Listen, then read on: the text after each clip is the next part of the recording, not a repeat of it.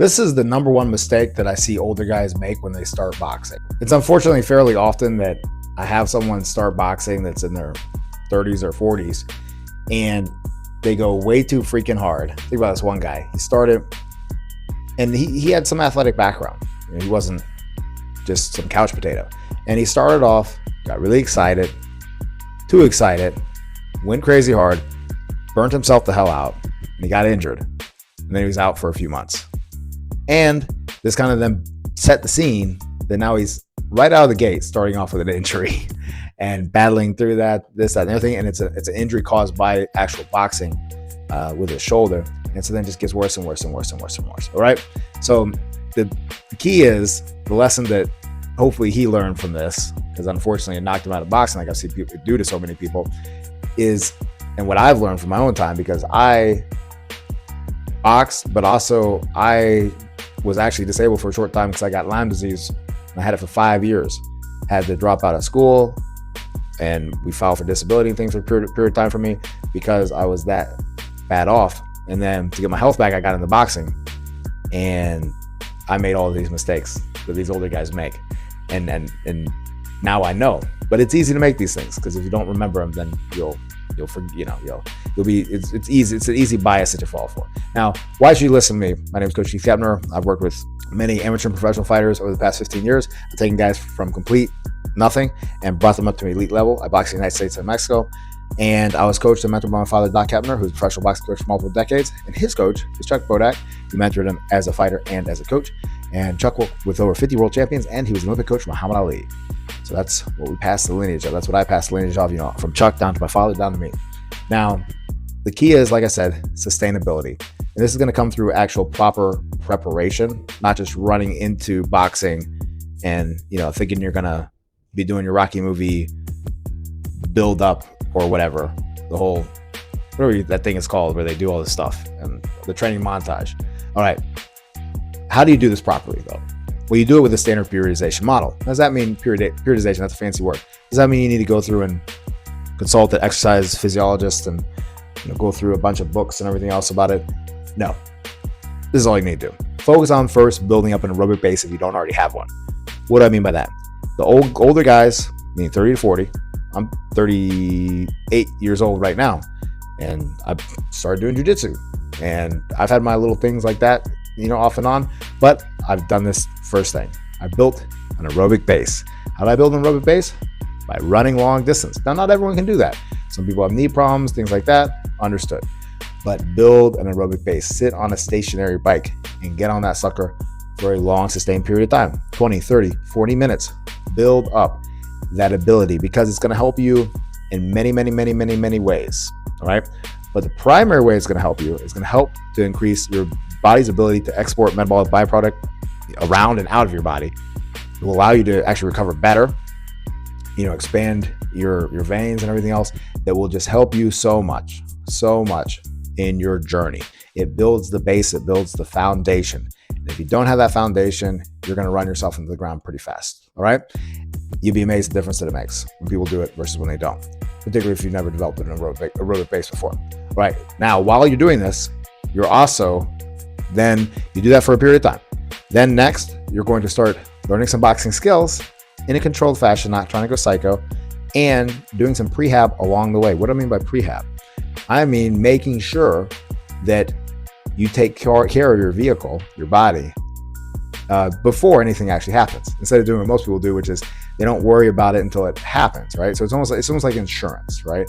Have that insurance. Or another way, like my buddy says it, it's like making your body bulletproof, right? Think about that way. You're going to war, wear a bulletproof vest, right? You're going out on the field as a police officer or whatever, SWAT, wear the equipment, wear the helmet, wear all that stuff. How do you build that up? You do it by doing prehab exercises. Primarily the places that you're going to want to really make sure you do it with boxing is with the shoulders, rotator cuffs, and then as well as the neck, the lower back, definitely, and the legs to a large extent.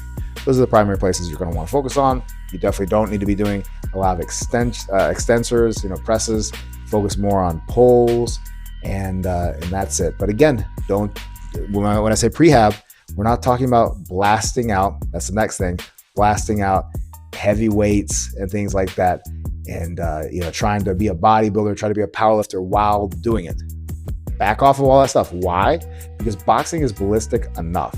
When you throw a punch and you weigh anywhere from 120 pounds to 200 pounds, 220 pounds, mass times acceleration, you're throwing that punch at, let's say, 15 to 20 miles an hour. That is a lot of weight. Imagine taking your body and throwing it out of a car at 20 miles an hour.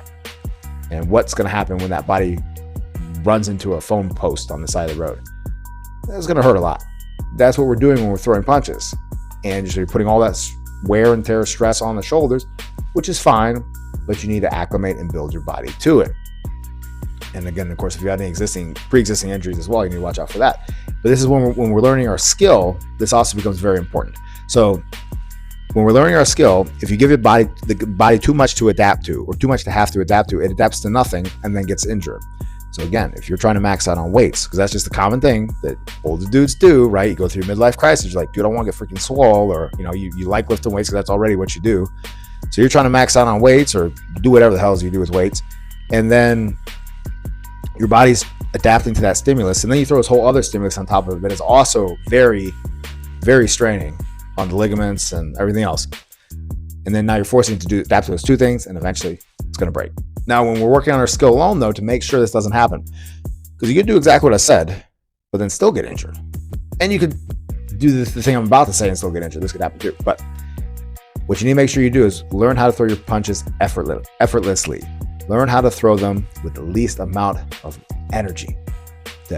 Make them have force behind them, but to do it relaxed. All right, so focus on that key thing of relaxation. I have a whole video. It was one of the videos I did like a year plus ago talking about relaxation. Check out that video because that applies to you. And that is how I've had so many fighters, their shoulders, including myself, their shoulders get better, healthier, and not be bothering them anymore when they learn how to actually relax and throw versus muscle it or just that tension that does actually cause more strain. Very important. And then the last thing is make sure you take breaks. Remember, small is mighty. What do I mean?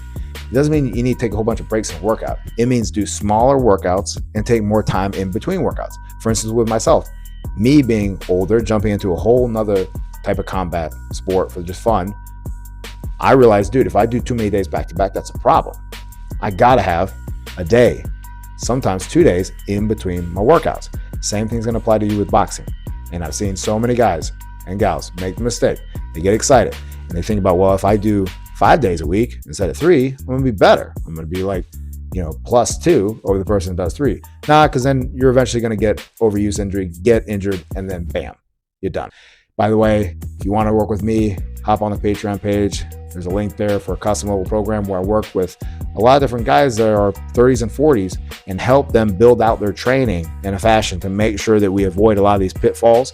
And then we actually take your age and we make it an advantage. Also, if you're looking to open up a gym or start working with people, maybe grow your gym, I work with a lot of different people around the nation and around the world, help them do that. And I've done that for many years now, about 10 years. And, if it's something you feel like you maybe could use some help with and would like to work with me, shoot me a message on there as well. I'll talk to you there, and make sure you check out this next video right here, guys.